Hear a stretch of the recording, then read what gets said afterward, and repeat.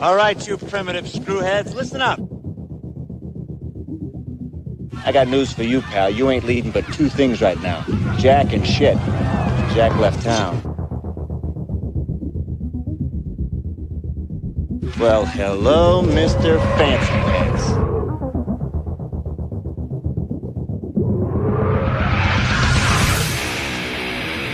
What was that ruckus? What ruckus?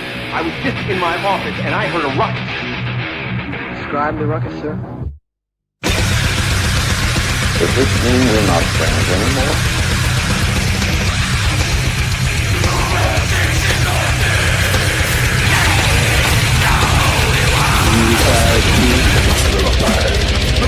Not me. I'm in my prime. You're out of your mind. Ain't it cool?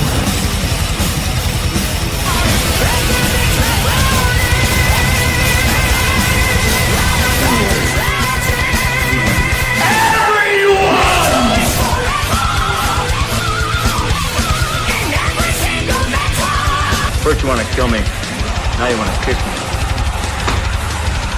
Blow.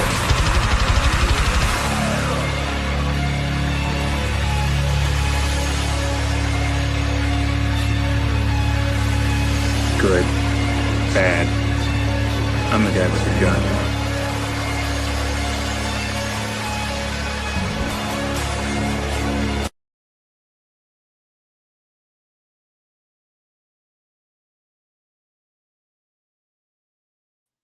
What's up, everyone? DJ Anubis. And DJ Neko. Here with you on the Military Radio Podcast, doing our top 10 worst TV and movie deaths. Actually, it's my top 10, but Neko's joining me. She may give her own input of certain points or certain scenes for herself with TV and movies that she feels like affected her in her watching experience. But I did want to kind of go over this because for my list, the way I brought it up was it's between shock as well as sadness. And really, it is kind of divided up in half and half. So like my first five are more from the shock value, from like you're watching a show and it's like, oh my God. Mm-hmm. You know, it's like, I can't believe they did this.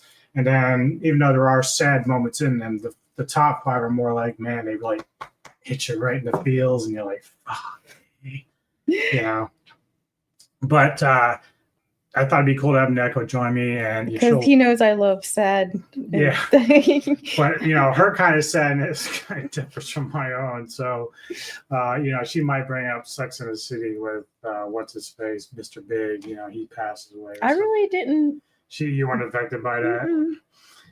but I think this first one at number 10 for me will affect her because it was definitely a shock when I watched it.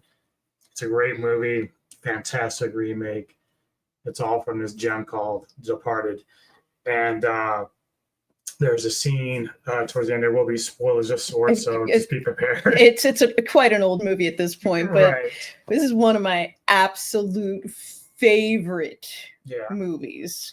Yeah, this movie is fantastic. Won Oscars. I think it was won Best Picture of the Year. It came out, so much kudos and much deserved. But watching it and thinking, oh, you're rooting for Leonardo DiCaprio so bad. Like, he's great character, you know, William Costigan Jr., he's going to get the job done. He's going to bring everything to justice. And then, well, we'll let the part take over. I can't wait to see you explain this to a fucking Suffolk County jury, you fucking cocksucker. This is going to be fucking fun.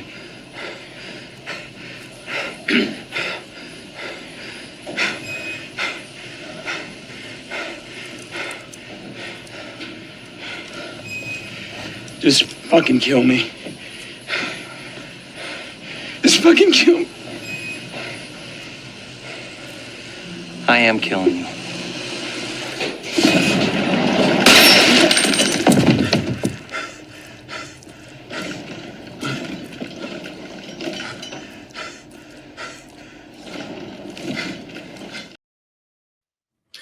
So, yeah. I think for me, in this, the one that actually shocked me more was Colin's death at the end, where he's like, okay. That's exactly what he said. He saw Mark Wahlberg and he goes, Okay, because he knew. Well, I think, it's weird because if you look at that and let's say it doesn't end like it does, well, then you're leaving that theater like, oh my fucking God, I feel dirty. Mm-hmm. Because, the guy, I forget, Damon plays such a great villain in this. In terms of- Colin. yeah. And, he's the guy that took out the guy that made him, which was Jack Nicholson's character. And so it's like, he's doing everything in to kind of like Save his ass. Yeah, even at the end there, you don't see the rest of that part of that scene because he ends up taking out the guy that saved his ass in the first place. So he's trying everything he can to kill off loose ties to him being dirty.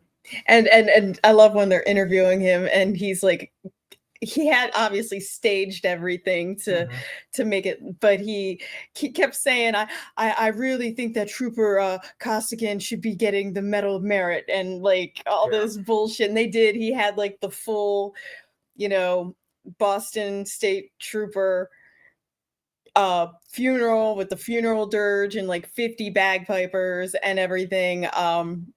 But yeah, the end though, when Colin gets shot, he's like, okay, he knew. He didn't even. I like this one.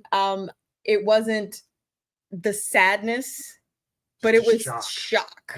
Yeah, and like half of my picks are TV spots, and then half are movies, and so like the next one is definitely a TV spot. And it's like with anything else, Neko and I have talked in the past. We're like, so when we started watching that series Lost, like I started watching people being killed off, not even in shocking ways, but once it just started disappearing, like I'm really not interested anymore. Happened to me with Sons of Anarchy with Tara's character, which would have almost made this list, but once you end up getting attached to certain characters, you start getting invested. And like once they're off, like obviously things happen, either their contracts are out or whatever. Well, then that's just how it goes. But for fans, we're like, fuck, man, I really like that character. Not like you just don't feel the same. And this next one, now granted, Neko and I did kind of move along with this, with the series ran into some outside issues that kind of halted why we stopped. But at the time, this little series on Netflix called House of Cards was great. And we really had a lot of fun with this, a lot of different things going on. But there was a character, Zoe Barnes, playing by Kate Mara, and she plays Zoe Barnes. So she's obviously trying to get close to the president here, Kevin Spacey's character. And, he's a dirty guy. He does dirty things. But we never expected what happened with Zoe and him, because they had like both a business relationship as well as sexual relationship between the two of them. But it certainly caught me off guard. And even though it didn't ruin the entire series for me at that point, I was very, very devastated because I thought, she was really a great character and a lot of fun. She's a great actress. And it was just very heartbreaking to see. Yeah. Crossed ethical lines, professionally, physically, and I hold myself accountable for that. Those are my choices and I can live with them. I'd like to move forward, but I need to know exactly what I was a part of, that I wasn't a part of someone's... Finish your thought.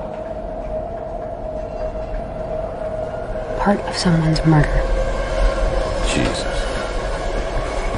I want to believe you, Francis. You know you...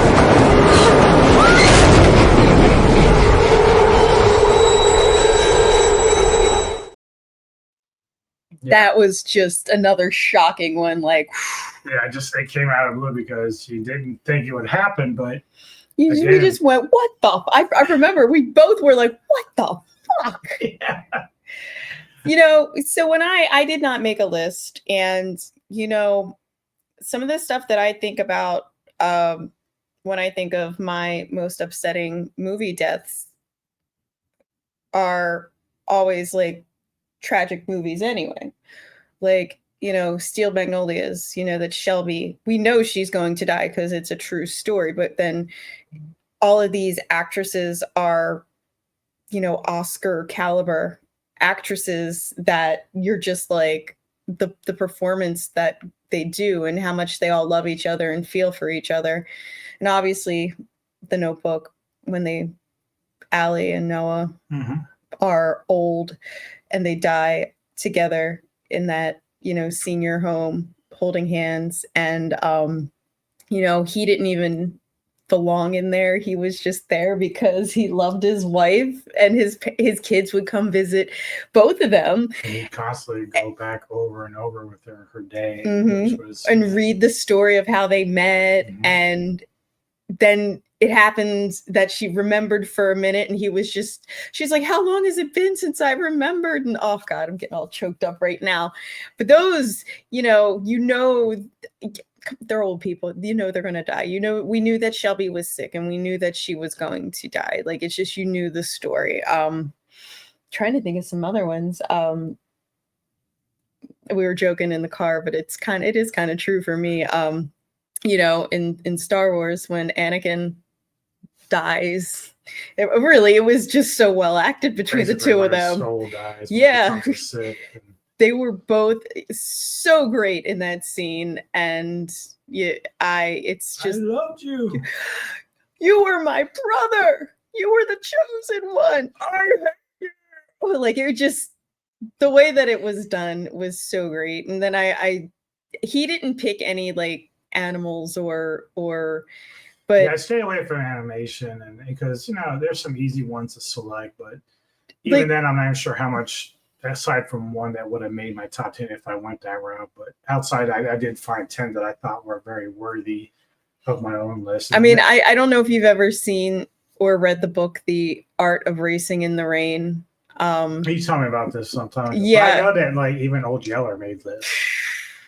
I remember hearing that years ago. So like I understand the Heartbreak or Where the Red Fern Grows and stuff like that. So dealing with animals is a little bit too easy. And the horse and the Never-Ending Journey, like you're like, ah. Also, this is another one. When Spock dies, In fact, I'm surprised I left that out because that probably would have made it. And he's like, you will always be my friend. And they're playing Amazing Grace on the fucking bagpipes. And he's like, of all the people I've known, his soul was the most human. And I'm like, yeah. And I know, again, wonderful acting between Shatner. It is a sci-fi like Star Wars, but the way that that's why it's like, it's easy for me to pick these romantic, like you already know their dramas, something's going to happen there. But in that was a shock. Nobody knew that Spock was going to pass in that movie. You knew Anakin was going to die because this is the prequel. Yeah. But like the way it was done, like the way they like made the story, yeah, I'm just thinking, you didn't put that on there. You didn't put when Spock died? I'm surprised I did because it would have definitely beat out one of the other ones. But that just shows you how many scenes are out there that are so like. And this next one, Neko and I were invested in this show for so long. So great show. But I think this particular death affected not just fans, but the world because it was shattering because you just never saw it coming. And the way that they did it in the show was very clever as well because, of course, talking about Dexter and Rita. And so basically he's facing down the Trinity killer in this particular season. I think it's 4 or 5. And he's taking care of business where he's a forensic blood spatter analyst. Yes, for the law enforcement. And so he's also a serial killer.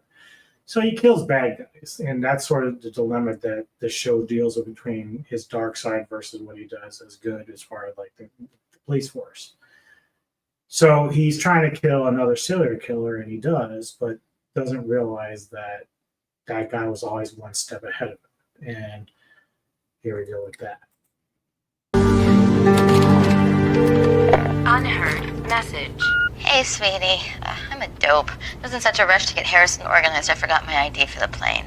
So I'm zooming home for it. Means we'll be on a later puddle jumper, but we'll still be there waiting for you.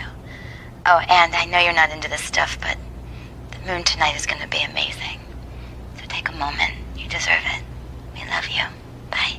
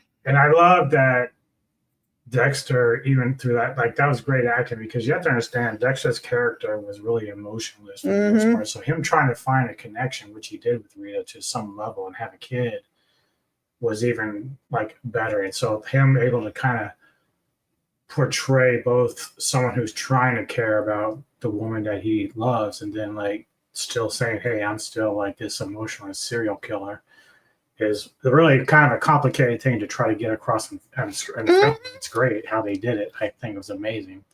Let me see if I have any other on my list that I was thinking of. Trying to think of shocking ones, you know what I mean? Like, well, this next one was shocking, but the one thing that drove this series was the soundtrack a lot of times for me. And I know for Neko and I, we were fans of the show, but it kind of never kind of finished because it did kind of get disrupted because it just didn't have the big following that it probably should have. But it was a very interesting show here called Lost Girl. And I mean, we did watch it to the end, but it really kind of like fills it out. Yeah. But yeah, you dealt with this girl here in the main thing where she's like a succubus and it deals with fairies and other types of mythical creatures within human bodies.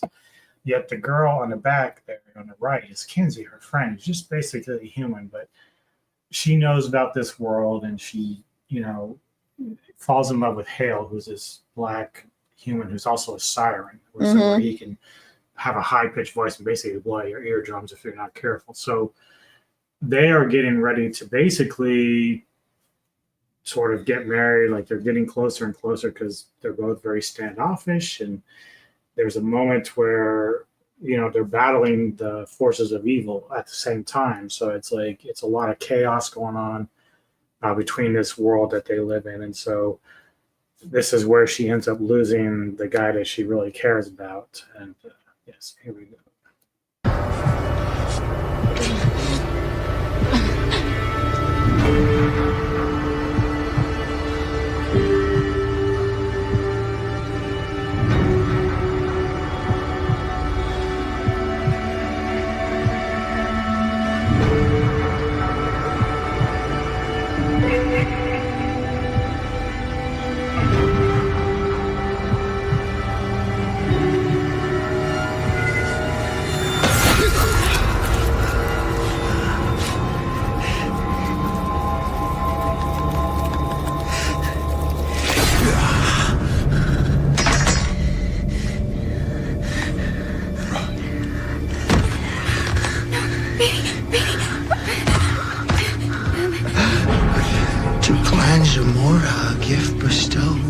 Immune to evil deed to blow. For he who carries sacred twig, immortality. God, the pentameter's so awful I can't even finish. But this little baby has saved my life twice now. Thanks for that, big guy. Don't you touch him! You are right. I should be thanking you.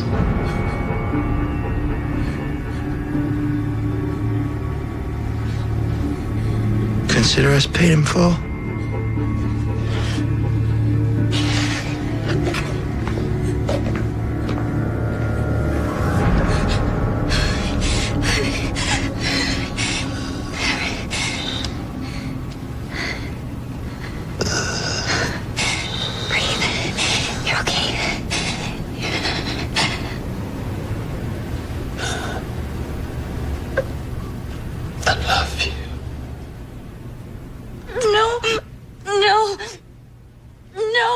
Someone help me, please.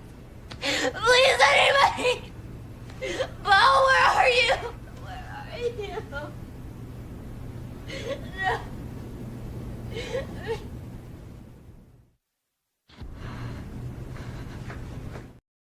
Yep, tough scene there. Some other ones that I forgot about too. Bubba in Forrest Gump. Yeah. And Ellie in the movie Up at the beginning. I was like, what the fuck am I watching? This is a cartoon. Isn't this supposed to be a cute kids cartoon? Right? There's also a movie and a book called Beaches, and Hillary. It was kind of I knew about it because I saw the movie and read the book, but like, it's not really expected if you've never seen what happens in the movie. Hillary dies at the end, and it's about two best friends who met in a beach town when they were kids, and they stayed pen pals. And then as they got older, their lives crossed paths many times, but they were always there for each other when they were having trouble. Like at one point, I forgot Bette Midler's character's name. She was having some, problems because she was a performer and she was having a little bit of substance abuse problems, and then came and lived with Hillary. And then when she got a call that, Hillary was sick, she just dropped everything. She stopped doing her tours and stuff and went to be with her until she had passed to take care of her best friend and her daughter.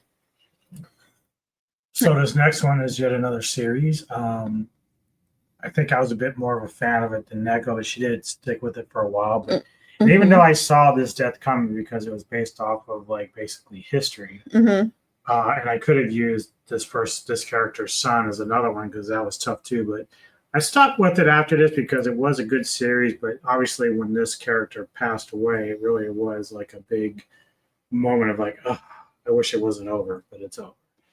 And of course, I'm talking about the History Channel's Vikings.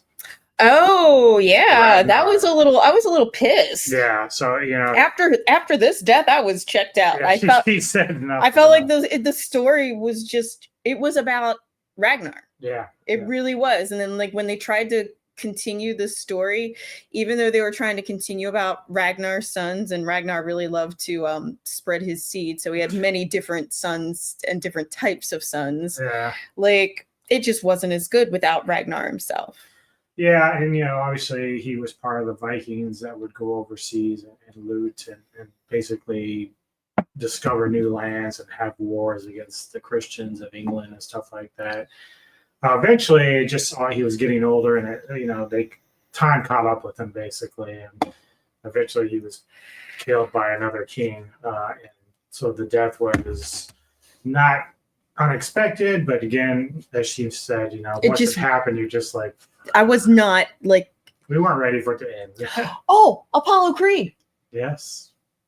Fucking Apollo Creed. Like the first time I saw it was not expecting it, and then I was pissed. And I don't know how many times I watched Rocky IV, like, because it was on cable a lot. And when did that come out? Like 89-ish, 90?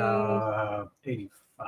Rocky IV did? I think so. Okay, so it was on cable a lot when I was in my like young age, and I watched a lot of Rocky IV.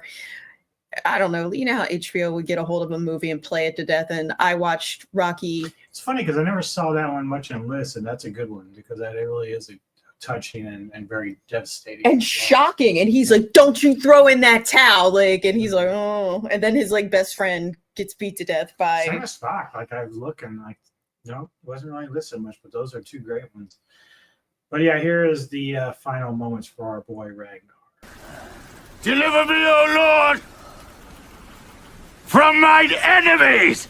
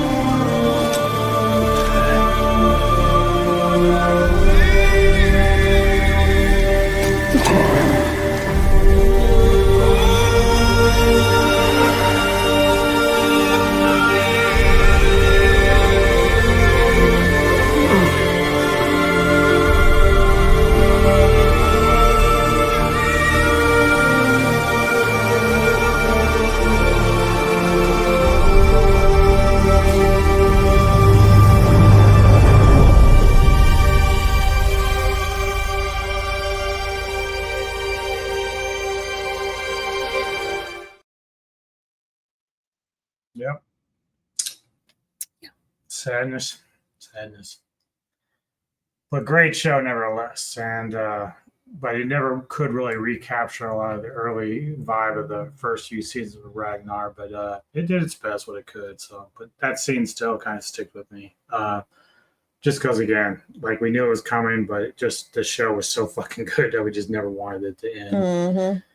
So we are at number 5, and this is something that Neko and I, we went back and watched the series because I discovered the movie before I even knew much about the series. And even in the movie, like the scene that's going to happen is one that you think this group of people that travel through space would never really run into like an issue where one of them would lose their life. And of course, this is Serenity, based off the show Firefly. Yeah. And the movie by itself is great because it can't be like a standalone for people that have never seen Firefly, although I highly recommend you watch the series first.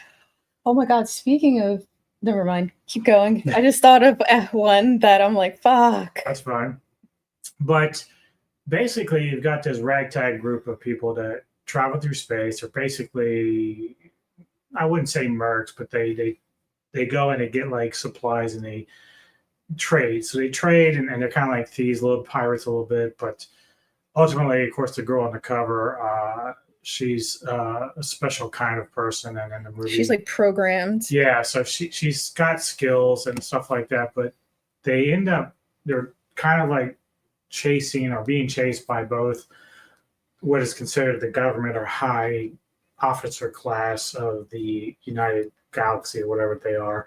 And then you have these what are called Reavers, and they're like deformed, very grotesque, humanoid, cannibalistic creatures that will like scary as fuck. And so they kind of guard this planet called Serenity, and so the group has to try to get in there because they're trying to find answers to what's going on, why this girl who has these special skills can remember certain things about it. So what we're going to see is there's a particular character named Wash. He's the pilot, and we've seen him in stuff like, what's the Dodgeball movie we saw? He played the pirate guy in that, and very good actor, but he plays this character Wash, who's married to Zoe, who's like a soldier woman that's in part of the group. And so very close-knit group, but his death was like the biggest shock because he just got done landing the ship in a very volatile and tight spot. So here we go.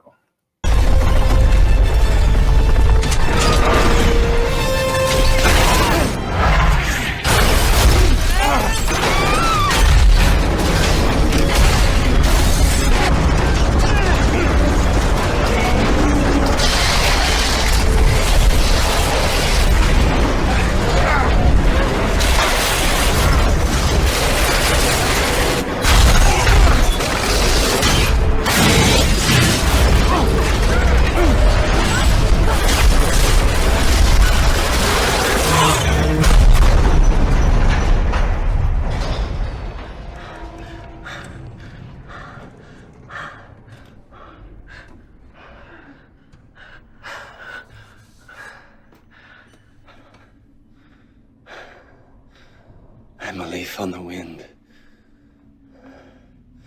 Watch how Wash, baby, no, baby, come on, you gotta go, come on, we gotta move, baby, please, you gotta move, baby, come on. Forgot about that. So just as you think they've made it out of the clear, and then that basically that Reaver harpoon comes through the windshield and just takes him out. It's like, oh no. Such a gut-wrenching loss. And now, like, if they even try to do anything beyond, obviously he wouldn't be a part of that, but it's still a very great movie. But that death was hard to take for even a lot of big-time diehard fans of the show and everything. They really struggled with that particular death. But they did a good job with the whole thing, like the whole setup and everything. So highly recommended.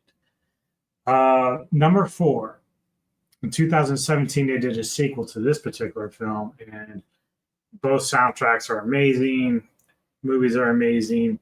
And although I do like the sequel a little bit more than the original, not by much, but the performance by Rutger Hauer in this, we're talking about, of course, Blade Runner, was outstanding. And of course, with his death passing a few years ago, it's even harder to kind of like look back at his monologue from this and not get touched by it in an emotional way. And basically, Rutger Hauer plays I don't know if they call them like sort of like clones, or they're not really cyborgs or anything, but they basically are humans or non-humanoids trying to pass as humanoids. And so Harrison Ford, of course, is a Blade Runner who's out to take them out because they are being decommissioned and stuff like that, and are trying to hide amongst the real people. So Howard, this whole movie is just mainly about Harrison, or his character, basically coming to grips that these sentient beings are starting to learn, and AI and everything else, that they're actually learning and actually feeling emotions. And that's sort of what Howard's character is conveying. Roy Batty at the end is he's conveying this to him as he's dying, that I've seen some things. So that monologue that he does is all something that Rutger Hauer created at that moment. So it's a really great piece of cinema. So let's check that out.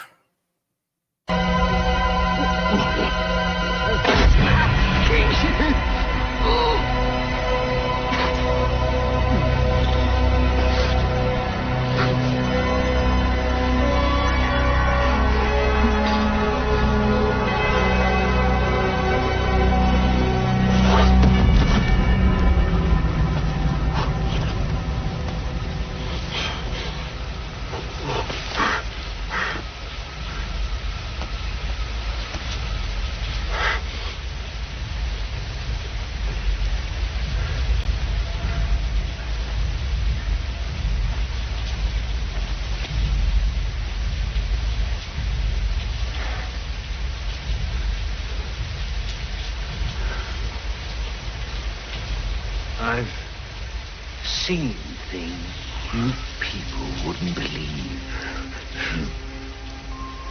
Attack ships on fire off the shoulder of Orion.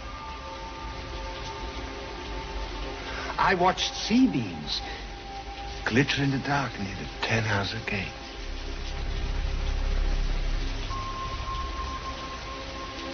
All those moments will be lost in time,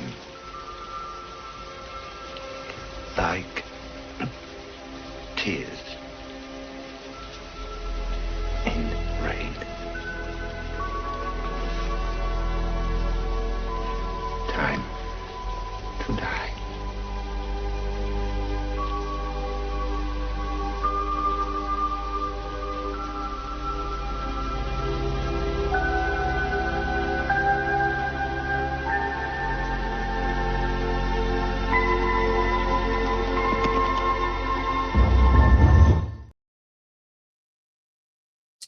Yeah, great score. Hans Zimmer there with that. Fucking love it. Love it. Yeah, you forgot Star Trek 2. Yeah, I know. I don't know how I did that, because I think I thought about this one time before and I thought I had it in there. But I think what it was, I did a similar thing with Kevin on his channel a few months back, and I think I did mention it back then. And so didn't forget all of it.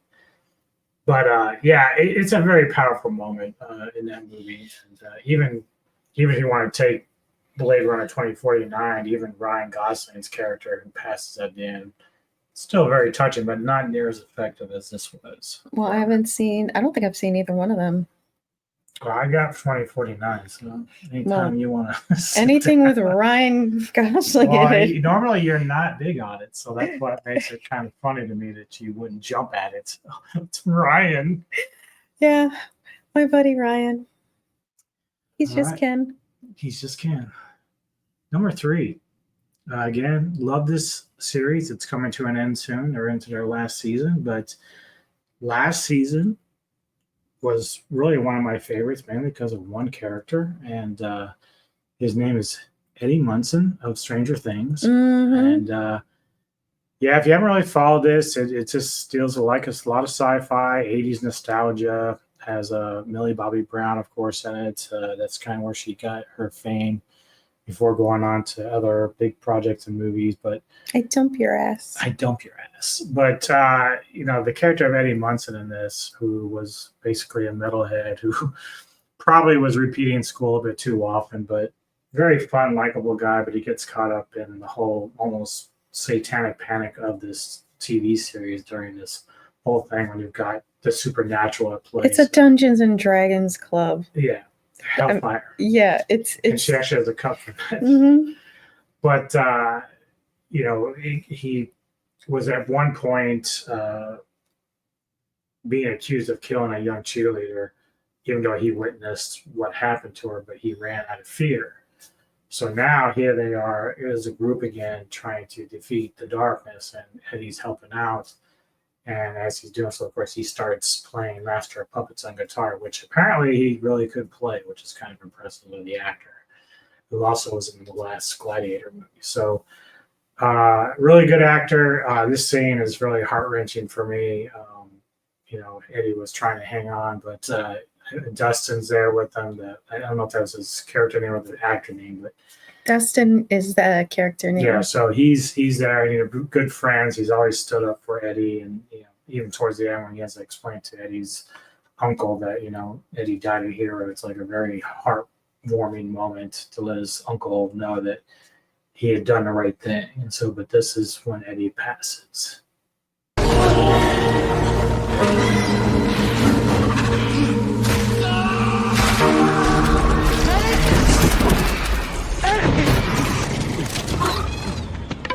Oh, God.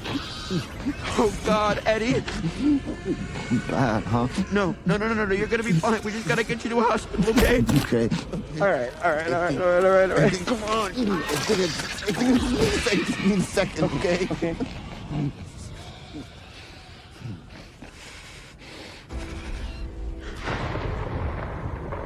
I didn't run away this time, right?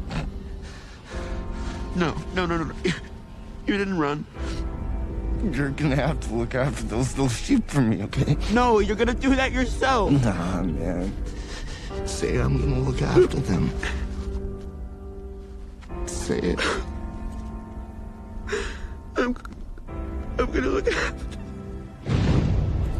Good. Does it magically graduate? I think it's my year, Anderson. I think it's finally my year. I love you, Dad. I love you too.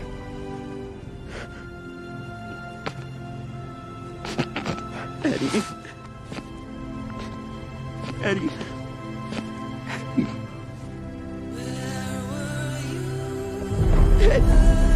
Come on. Eddie!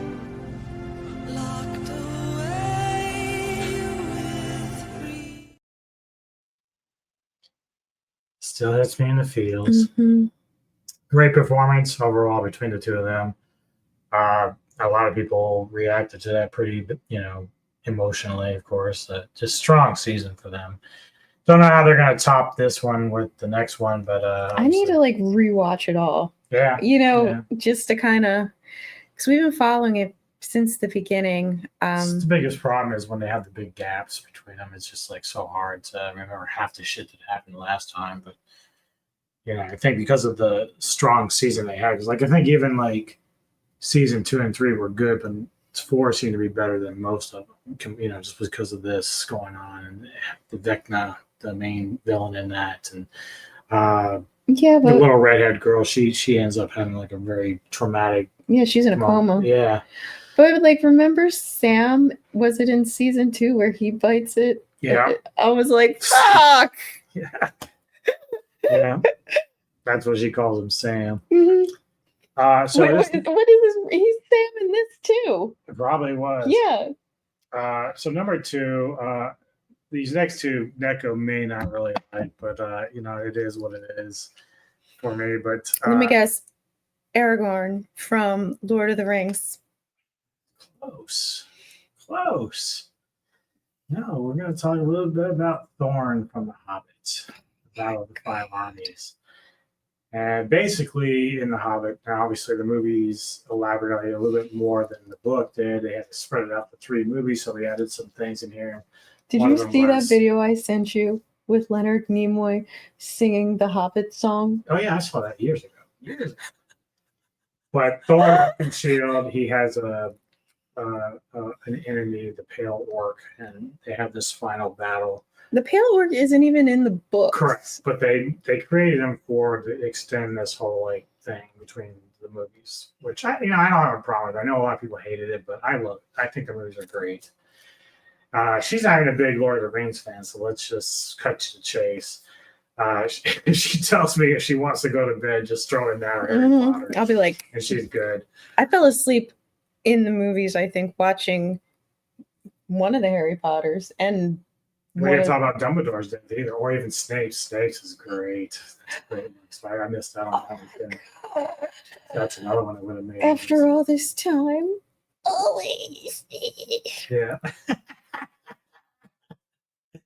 Or Dobby's death. I kept teasing him all day when he's like, "We're going to talk about the worst movie and TV death." I was like, "Did Dobby the elf, the little sock I think it's elf?" funny that you just kept thinking about it. Like I knew about Dobby, but it was never going to be in any of my lists because like it was okay. I didn't get affected by Dobby's. I got more affected by Hedwig.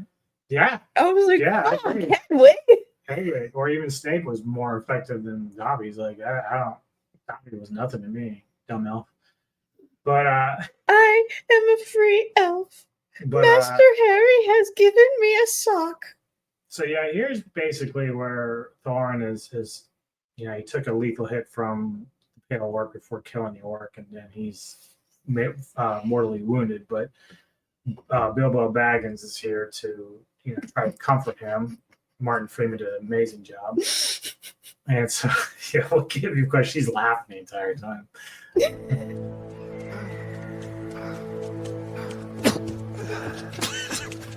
Bilbo, no, don't move. Don't move. Lie still. Oh. I'm glad you're here. I wish to part from you in friendship. No. You are not going anywhere, Thorin.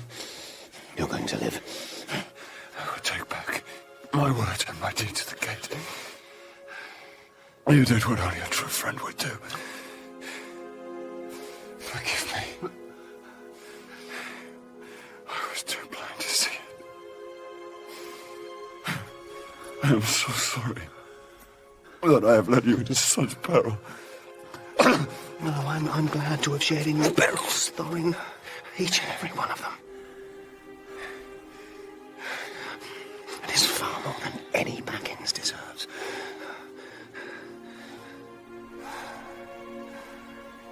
Farewell, Master Burglar. Go back to your books and your armchair. Plant your trees. Watch them grow.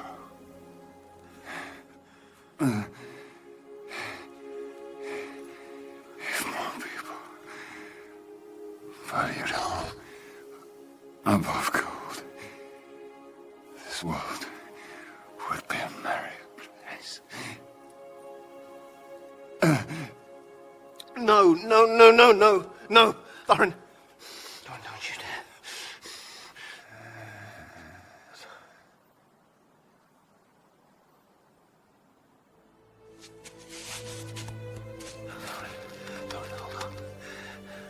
Hold on. See? The eagles. The eagles are here. Thorin.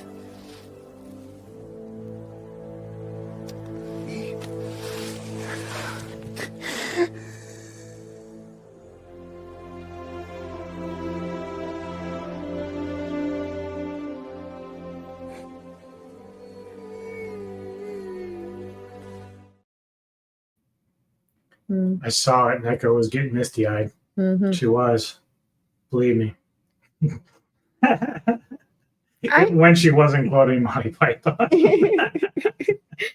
I have never So like She doesn't get invested in fantasy like I do. no, so like the fantasy type stuff that I get into is more like the Star Notebook. Trek and Star Wars type Yeah, but I don't think fantasy. you even cried during Spock's death. You never saw me watch it the first time I ever saw it. Yeah, but I cry every fucking time. And you didn't put it on this list, I know. which just blows my mind. I know. Like, Again, I I mean, just how much shit's out there.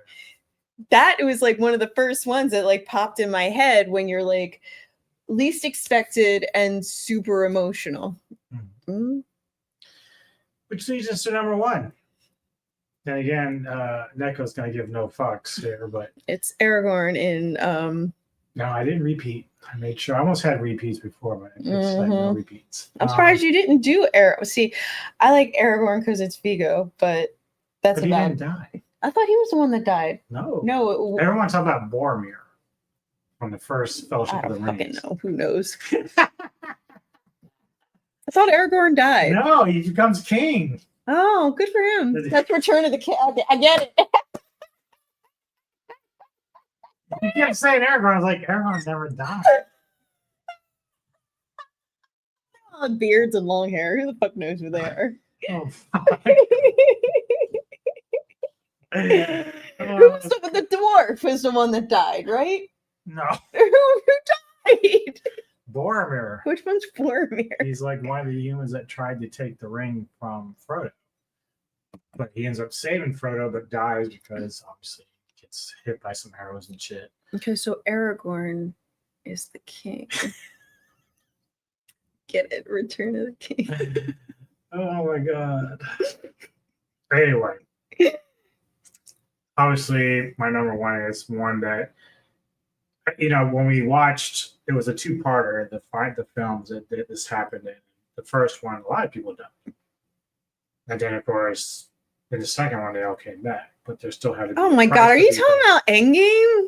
Yes. Of course, she calls it in-game. I wouldn't know. Tony fucking Stark, man, sacrificed everything. The most arrogant Avenger that there was.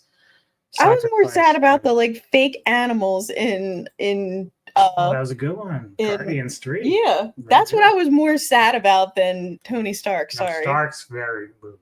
Very moving. Yeah. But again, good one. Guardians 3 with Rocket and his friends. How about Top Gun when Goose dies? It's good, but it's not up here with these fake superheroes. I mean, you could probably do it. I mean, if you did a top 25, it would make it easy. But yeah, I don't know if I would quite put it above some of these other ones. I wouldn't put it above even Guardians. Those little critters, man. That's really. You and I were like crying over the entire movie. I'm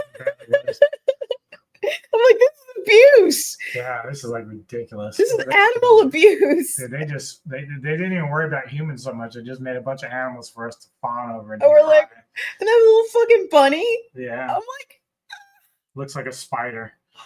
So crazy. All right. Well, let's get to it. Mr. Stark, doing justice.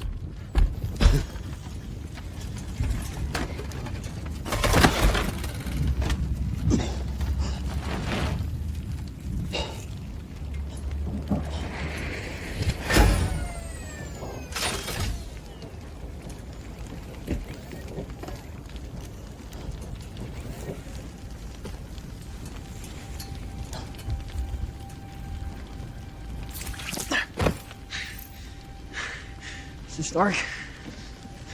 Hey! Mr. Stark? Can you hear me? It's Peter. Hey.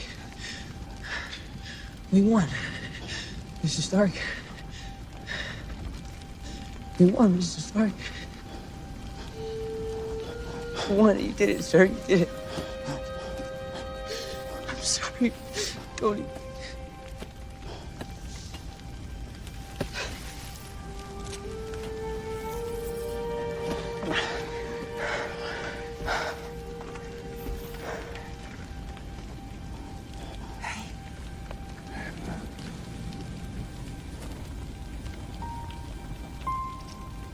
Friday. Life functions critically.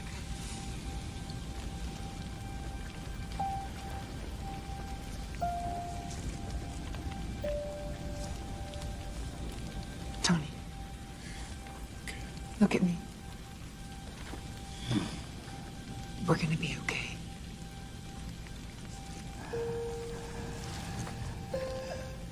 You can rest now.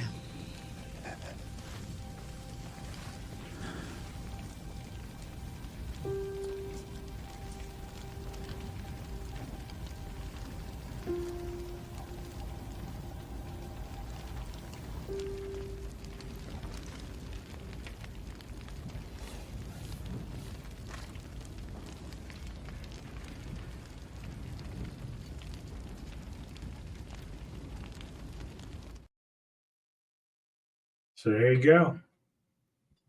My number one. Final thoughts. Final thoughts. It's okay.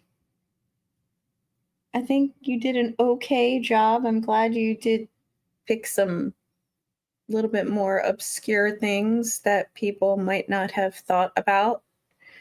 I think it's important too because like you could have just did movies or you could have just did TV, but you had to combine them. the thing about the TV though is like it does affect a lot of times how you progress through a series. So like I mentioned, the Sons of Anarchy, I was really invested in that show. But once a certain character got killed off, it's like, yeah, I like the other characters, but now I'm kind of like you're not bummed invested. out. Yeah. So it's like, and then we had that with Dexter too, because there were a couple of seasons that we just kind of like skipped through. We tried to watch it, and then we're like, and yeah, because you lose that thing they kind of made Dexter whole in a lot of ways. So now he's having to pick up pieces. And again, the other thing it hurts a lot of times, like there was lots of people dying too that were important in Dexter. That yeah. Well, that was kind of like as it progressed, right? And even towards the end with Jennifer Carpenter as his sister, that was a weird dichotomy of how they dealt with her death and everything. So it's just really weird. But it is like when you watch movies, it's like, okay, yeah, it did, like for Costigan dying, like it's shocking, but it doesn't hurt the movie. You'll always watch it, even though you know that shit's going to come up. But TV series, when you're kind of like, when the creators are expecting you to continue with it, it's very, very difficult. Yeah, I stopped. That you like. I stopped with Vikings. Like I continued a little bit, and then I'm like, yeah. I mean, I really felt Vikings was stronger before Ragnar died. And it was very interesting because, Ragnar, they've never been able to prove that he was a real person other than stories. But there has been proof of his children. Like they actually, I don't have the details correct, but I know his children have actually been proven to exist. I think, yeah, Bjorn and I think even Ivar were considered legitimate. Like they're actual people historically. And there's a lot of actual historic people in the series, but Ragnar, I think, has always kind of been almost like a story in himself. Figure, so they're not sure if he was a story that people told or if he was a real person. So they always kind of took his life and the stories about his life. And that's why maybe a lot of things that have been passed along about Ragnar as a person seem larger than life, because a lot of it was probably exaggerated because it's like passing down the story. And then you get to the kids who are just supposed to be like regular real people that they actually do have like proof of their life and everything. And you're like, well, that's why they're so fucking boring, because they're not Ragnar. Like even the way he died, like in a pit of snakes, and it like where the fuck did they get the snakes? Where did that mean? Like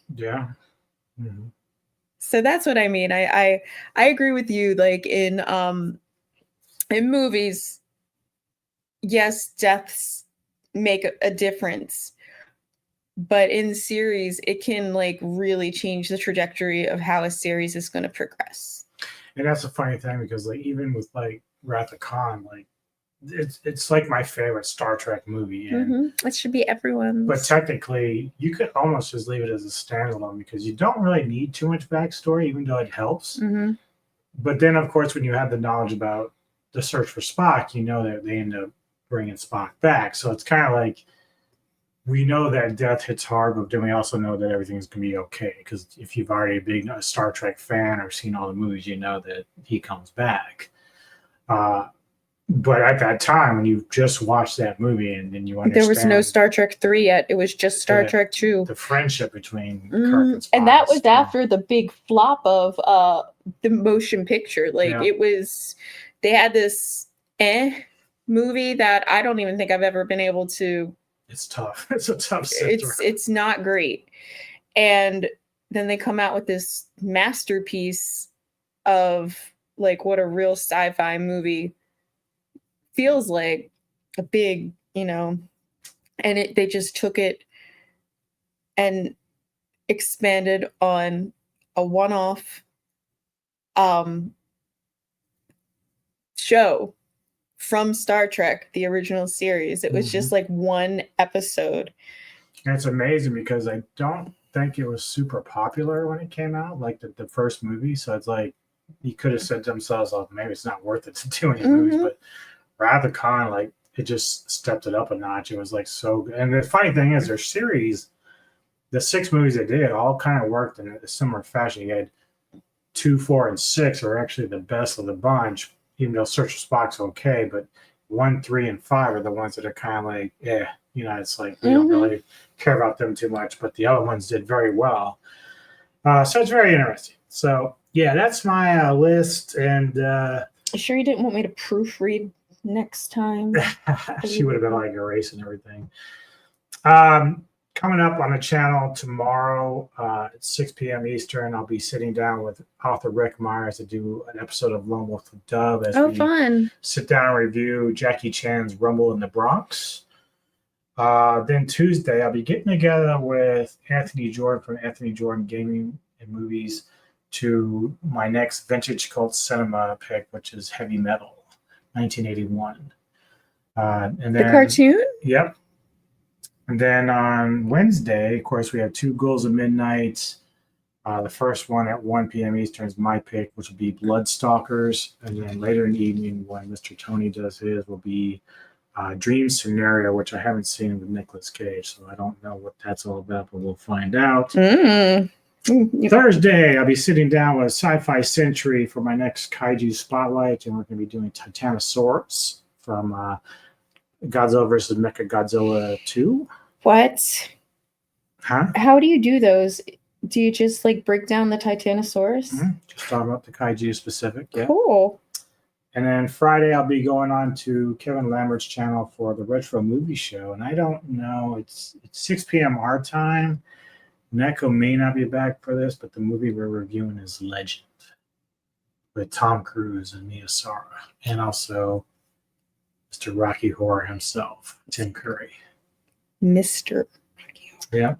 So that's what's coming up this week on the Military podcast, as well as collaborations that we're doing. But thank you all for joining us. Yes, thank Leave you. us your comments for some of your favorite, most touching death scenes. I mean, there's like a million that we could talk about. Yeah. So definitely give us a like, give us a follow, give us some comments, and then you can tell DJ Anubis how wrong he is. I knew she was not going there with that. Yep. But thank you very much, folks. And we'll see you next time on the Military podcast. Enjoy your evening.